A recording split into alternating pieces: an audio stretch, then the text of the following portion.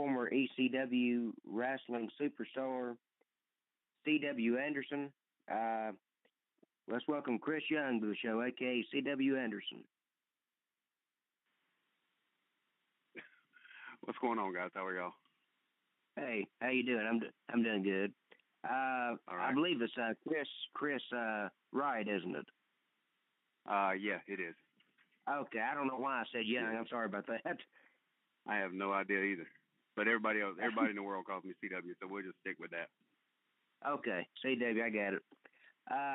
CW, I wanted to ask you, what is it that got you into wrestling? It was a mistake. You could say I was looking something to do on the weekends after college, and a buddy of mine was doing it, and went to a show with him early. Got there early and kind of got in the ring and rolled around with him and got hooked. So it was just by chance that that I actually started wrestling, because when I was growing up, I didn't like wrestling at all. I was a baseball standout in the area I grew up, and I wanted to play Major League Baseball, and pursued that for as long as I could. And then when I was going to college, and it just kind of took off from there. Oh, wow. So who trained you to help you get your start in wrestling? When I started, I never got formally trained. I started in '93, and there was a local promotion around where I lived, and I would go to their little training facility, and all it was a ring and an old warehouse, and work out with the local guys there, and just stuff I saw on TV or saw them do, I would kind of emulate it, and I would get shown just a little thing. The guys that had never been anywhere or done anything, they would show me things. It wasn't until '98 when I went through WCW's power plant. I went through those 3-day tryout and started getting trained from Sergeant Buddy Lee Parker and Pez Watley and Mike Winter, that I could say I got formally trained. They took everything that I knew and fine-tuned it into the wrestler that people that saw on TV. So when you trained under Sergeant Buddy Lee Parker, was he pretty tough on you? I mean, because on TV he seemed pretty tough to everybody. Yeah. The 3-day tryout that we had at the power plant, that was one of the most hateful individuals I've ever encountered. And once I got through the tryout, and it was by the skin of my teeth, and came back, he welcomed me with open arms, as did the rest of the guys that were fussing and cussing me during that tryout. But he's very intense, passionate about what he does.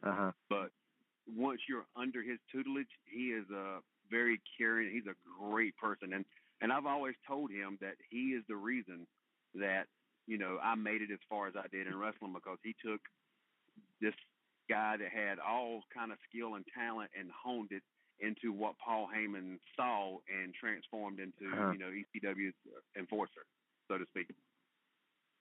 Speaking of the enforcer, how did you get that name, the enforcer?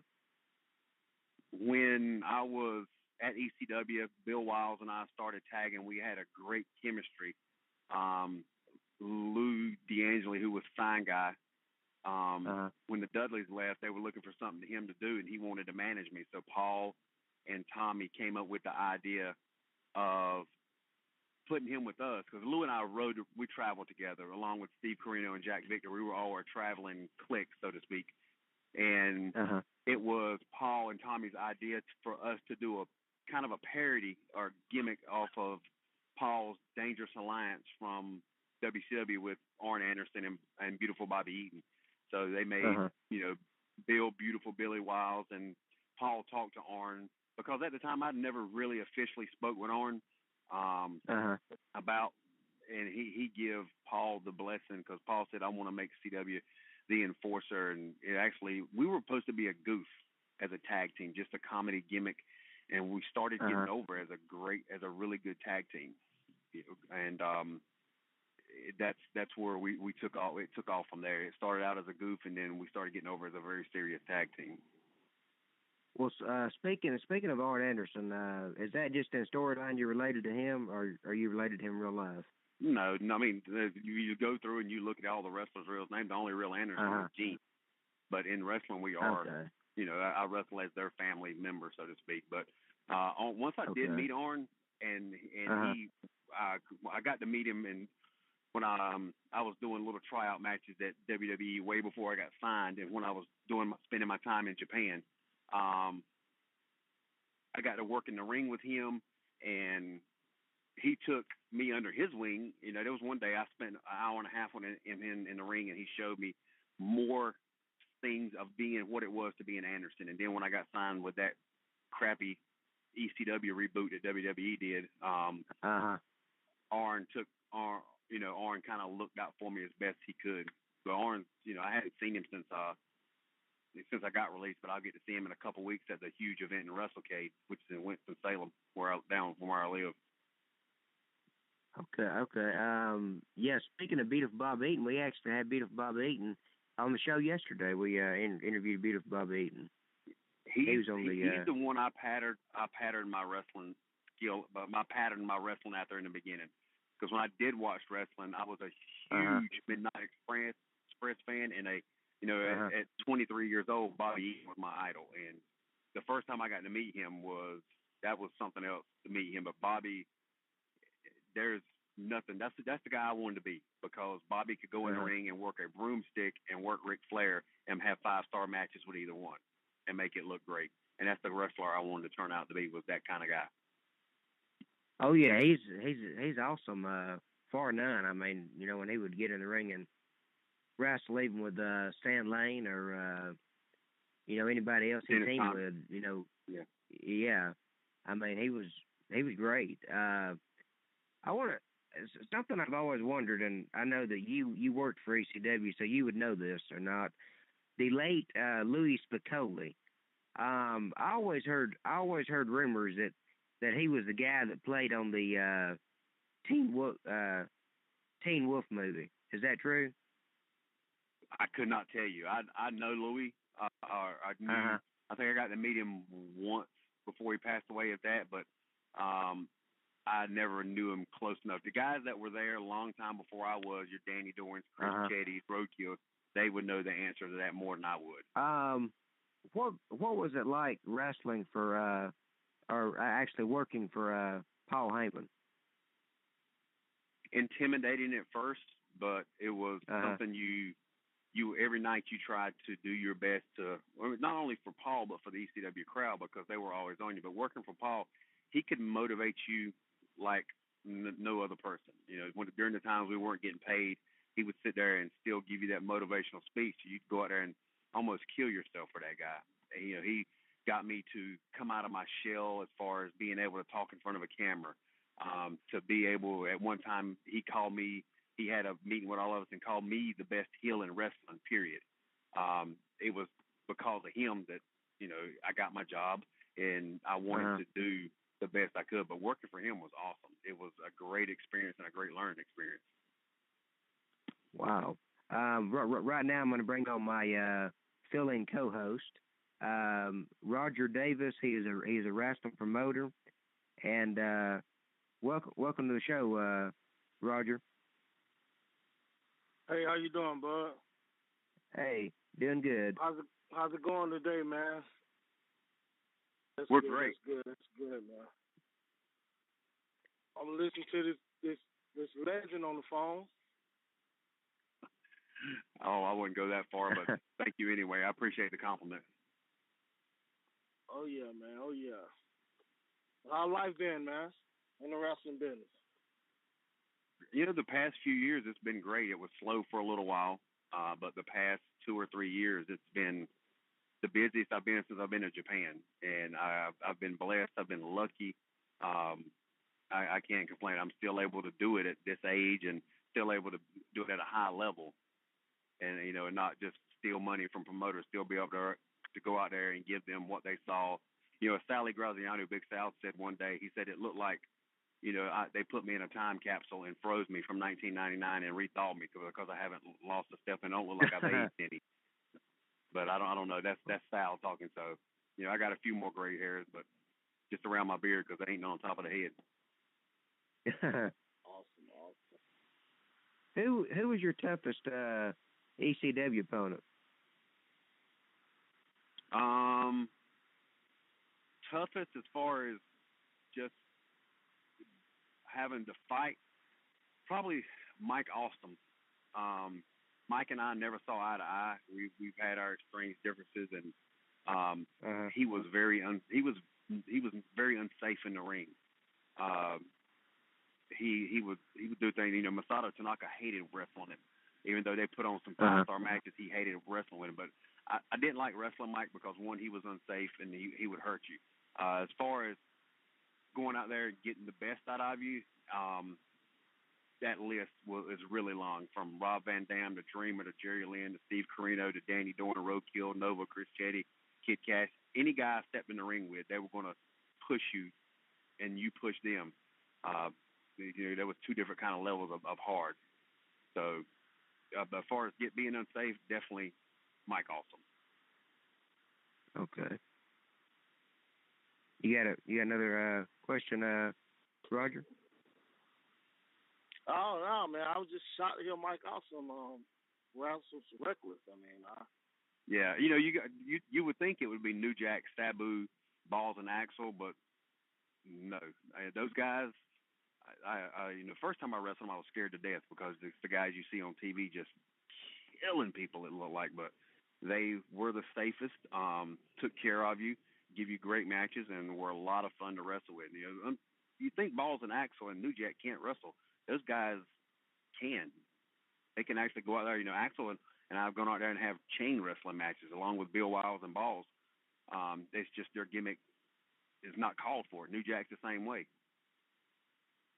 Wow. Sabu's very safe, but a lot of fun to wrestle. Yeah, he's been down here lately, in Georgia wrestling. I think he wrestled AWE a couple of weeks ago. Yeah, Atlanta Wrestling Entertainment. Yeah. Who's that? Matter of fact, it shocked you. Sabu wrestled for Atlanta Wrestling Entertainment. Always loved wrestling, working with Sabu. He always enjoyed. He would always prefer to work with me on different shows because he knew I wasn't going to hurt him and knew he was going to get a great match out of it. So what do you think about Abyss? There you go. I'm sorry. What do you think about Abyss turning down the WWE contract? You had two of you talking. What did you say again? I apologize. I let the man. No. I was asking what you think about Abyss. He was asking what you think about what it is we're in two different areas, so we don't never know whenever the other person's gonna talk. But he was asking it. Oh no, that's okay, Roger. Go ahead with your question. Go ahead. No, I heard Abyss turned down a WWE contract to wrestle The Undertaker. You heard anything about that? I've seen some thing on the internet about it, and whether it's true or not, you never know because there's a lot of those posts like that are untrue. I saw one that said that Cactus Jack Mick Foley said that was all camera angles and he really didn't get hurt coming off the top of the cage, and the cage was just a little bit taller than he was. That night he flew off the top of the cage, which was, you saw that post on. That was complete BS. So you never know what to post, but let's just say, for instance, it is true. I'm sure Abyss has his reasons for doing that. You can't blame a guy. Corino turned down a contract to go to wrestle with WWE and turned out to be a smart move. So I'm sure Abyss has his reasons for doing that. You can't blame a guy for not wanting to go there. Sometimes that's a guy's dream to go to that company, and I've always say be careful what you wish for because you just might get it. What's your favorite state to wrestle in? Where you get the most? Favorite? Yeah. Favorite state? I mean, here in North Carolina where I live, I like wrestling because this is where I started along with, the Hardys and Hurricane. We're all Omega originals. I like wrestling here. I really like Florida. Just because, one, it's Florida, and, you get a great response there. Probably North Carolina, then Florida. But my favorite place to wrestle, period, is in Japan, in Tokyo. What's the largest crowd you've ever wrestled in front of in Tokyo? About 50,000. Wow. Yeah, it was a big crowd. Can you tell us your memories of working with the late Dusty Rhodes at Turnbuckle Championship Wrestling? Man, I love that guy. You know, that was a heartbreaker for me. You know, there's not many people that when they pass, we lose so many in this business, you almost get numb to it. But certain guys, it's a heartbreaker for you. You know, Test was one for me because when I spent my little time at WWE, he and I traveled together along with Luke. And but Dusty was the other one because I worked for Dusty a lot down with his Turnbuckle Championship Wrestling promotion. Have had quite a few matches and became very close with him and Dustin and Cody.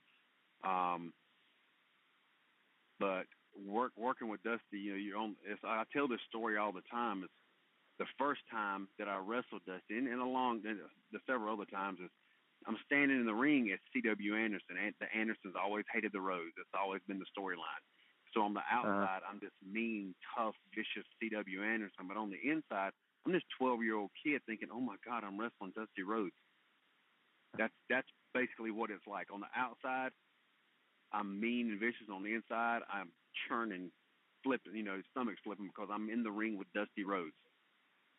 Yeah. Wow. And that's what it's basically like. You know, first name I ever wrestled with Ricky Morton is the same way.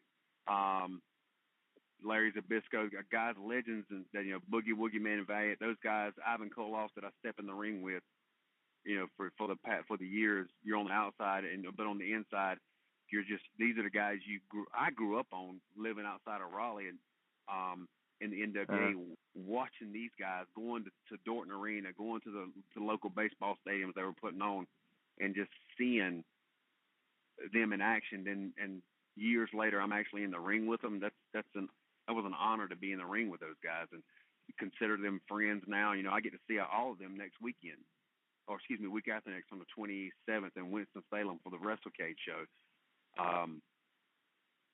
That's one of the best things about doing this, was being able to call those guys that used to be my heroes and now be able to call them friends. I'm thinking about making a trip myself.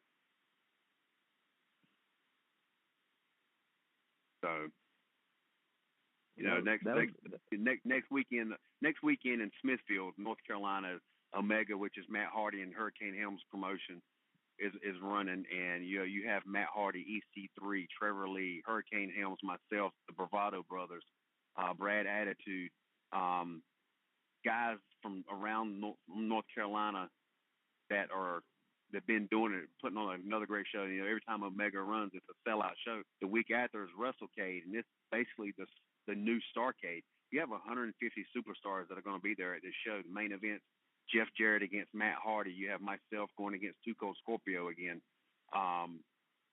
Wow. The guys, you know, you have the legends, Manny Fernandez, Ricky Morton, the Barbarian Warlord, Carlito, a lot of ECW, all these originals, all these legends that are going to be at this show. And it's always, you know, it's 3,000-4,000 people.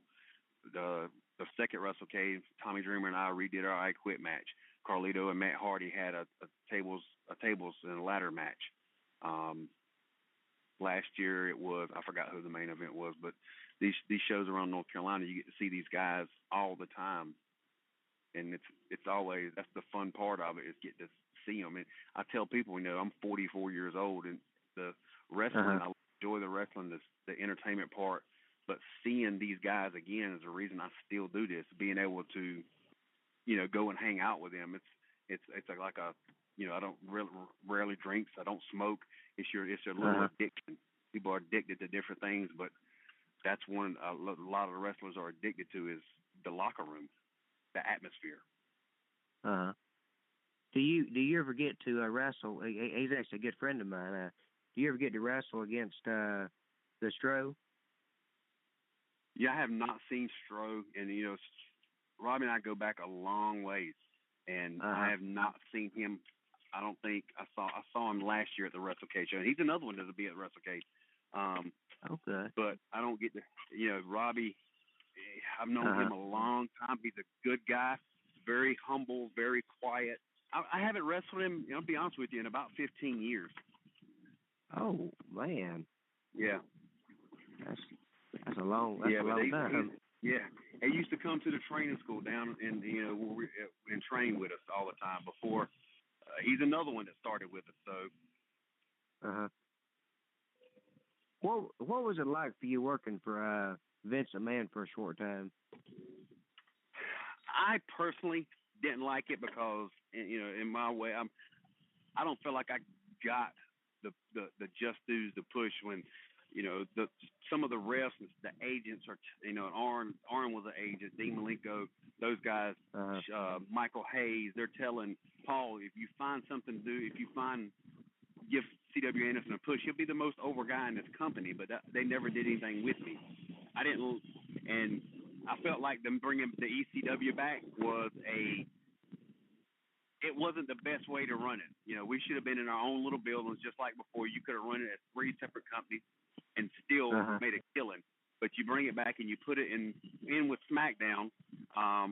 It wasn't the best way. It was not a great experience for me. I was the 10, 11 months I was there, and it was one of the times that thank God I got hurt that I didn't have to wrestle the last 2 months.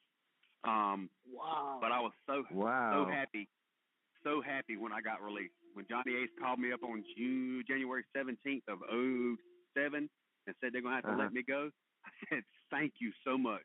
I said, can I go back to Japan? He said, you can't go to TNA for 90 days, but I knew you were big in Japan, so you can go back to Japan. I was like, thank you for releasing me. That was one of the best phone calls. Wow. Goldberg said the same thing. It was the best thing ever happened to him. Yeah. Yeah. It was, yeah. Freaking redneck coming around. It was a bad. A lot of people have different experiences, but if you're getting the push you feel like you deserve or you can do, because I've always felt like I've been a very good wrestler. Shane Helmsley has called me multiple times the most underrated wrestler ever. He said, I've been in the ring with a lot of great wrestlers. He said, and you're right up there with them. He said, I'm not just telling you this because you're my friend. I'm telling you because it's true. And coming from Shane, it's a huge compliment because he's somebody, if he don't like you, he'll tell you. If he thinks you're horrible in the ring, he'll tell you. So, hearing that and then feeling that I wasn't getting, and a lot of guys weren't, a lot of the ECW guys weren't getting their just due. Plus, they didn't pay us worth a damn up there. They give us the base minimum with the promise of getting all our incentives, but their out was, you have to be there a year to get all your bonuses, and they let us go, at 40 weeks, 50 weeks. They let Francine go for like 3 weeks before she's supposed to collect on her incentives. So that's how they got out crazy. of that. Yeah, that's so crazy. That's the type of people you work for. I mean, you don't get rich and powerful by being nice to everybody. You have to step on a few necks. Yeah, and I think if they would have, I think whenever Shane McMahon, when they did the storyline with Shane McMahon, supposedly, owning WCW, if they would have stuck with that and did that as a brand and let Shane McMahon do it as a separate brand and storyline instead of the way they did it, I think that would have succeeded too with WCW. Of course it would have. You could have run his own separate entity and never told it that, have Shane succeed from his father. Shane, I had the few times I saw him, got to meet him, a great guy. I was a big fan of Shane's because he didn't have to go out there and wrestle, and the stuff he did in the ring with all his matches was unbelievable. I would never have done the things he had to do if I didn't have to, but he did, and he was a very good wrestler for the little bit of time he did it. The move that him and RVD do, the coast to coast, that's unbelievable. How they jump from one end of the turnbuckle to the other, I mean, that's amazing. I know, it's impressive. I can't do it. I always said I'm infantry, ain't airborne. Speaking of ECW reunions, I have to ask you this: what are your thoughts on the TNA ECW pay-per-view reunion they did? The Hardcore Justice? Yes, sir. They had a couple of good matches. Scorpio and mine was one of the better ones there that night.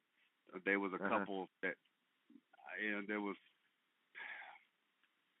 I think it had promises to do a lot of things, and if from what I've heard, if Hogan and Bischoff hadn't stepped in to kill it off, they were going to run its own Invasion, and it could have done great things at the time. It was the highest rated pay-per-view they'd ever done. You had, myself and Scorpio went out there and had a great match. Raven and Dreamer had a great match. Then you had a couple of little gimmick comedy matches. It was okay for what it's worth. It could have been better. Yeah, I thought it was kind of. Oh, go ahead. I'm sorry. No, that's fine. Go ahead. I was just gonna say, I just thought it was kind of strange that at the end of it, Hogan come out there and toasted a beer to everybody at the end of it, and I was like, Hulk Hogan, ECW, that don't mix, you know. Yeah, it's just like when they did the one night stand, they did the WWE Invasion thing, and because they had to get their stuff over, you had to get their brand over, and it's the same way. Those guys had to get their stuff over and be involved in it somehow. They couldn't just let it run by itself. God forbid ECW get over by itself. Do you feel like that's the same way they did with Sting when he fought Triple H at WrestleMania when they caused Sting let Sting lose and everything, or? Yeah, pretty much to bring everybody in. It was kind of, you couldn't run it on its own, which weird reasons. It's what happens when you have fans writing storylines. You don't have true, guys that have been there and done that, like your Dusty Rhodes and Flair, to write these storylines. But you have guys. The one thing is when we did the ECW stuff, I had a guy that was one of the writers for WWE come. He said, "Man, I used to sit in the crowd and watch you at ECW. You're sitting here writing storylines now, and you're a fan, and you're talking to me like this." That's why stuff like that never succeeds. That's in my opinion. That's crazy. I wanted to ask you, do you have anything you'd like to promote, before we go off air? I've talked about the Omega reunion, or not a reunion, but the Omega promotion that next weekend. You can find that on Facebook or OmegaChampionshipWrestling.com. On Facebook, it's Omega Live. I work for them all the time. Then you have the WrestleCade promotion next week, or the 27th, the Saturday after Thanksgiving. That is a huge event. If you're even close to Salem or it's worth the drive. You can always find me on Facebook. My Twitter is ECW Anderson. Instagram's the same way. Facebook's the same way. It's ECW Anderson. You can hit me up, and I always respond. As you know, I'm very quick to respond. Doesn't matter who it is. Okay. I always find time for everybody. So, but those two are the big ones coming up in November. Okay. So that's pretty much it. Okay. Well, we want to thank you for being on the show today, CW, and we wish you the best in your future endeavors. All right, thank you so much for having me. You're very, very welcome. I hope you have a good day. All right, take care, guys. See you. Okay, you too. Bye-bye. Well, ladies and gentlemen, that was C.W. Anderson, former ECW superstar.